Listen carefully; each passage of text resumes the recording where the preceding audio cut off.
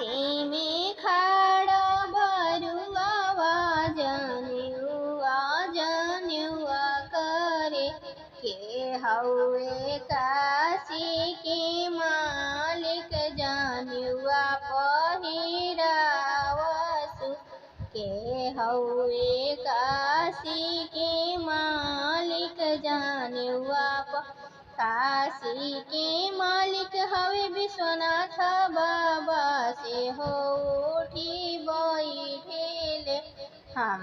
हाई काशी के मालिक जनुआ पहिराइबे हम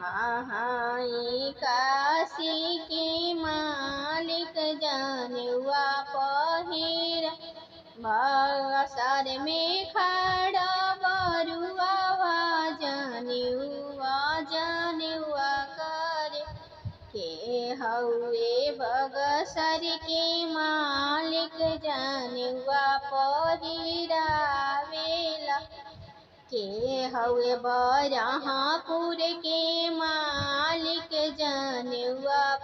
बरहापुर के मालिक परमेश्वर बाबा से हो उठी बैठेले हम हाई बरहापुर के मालिक जनुआ पहिराइला दुआरा पखाड़ा बरुआ जनुआ करे के हौवे दुआरा के मालिक जनुआ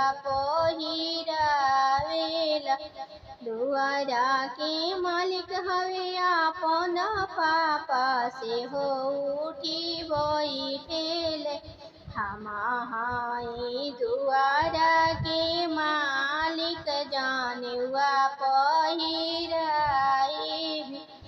आंगना में खड़ा बरुआ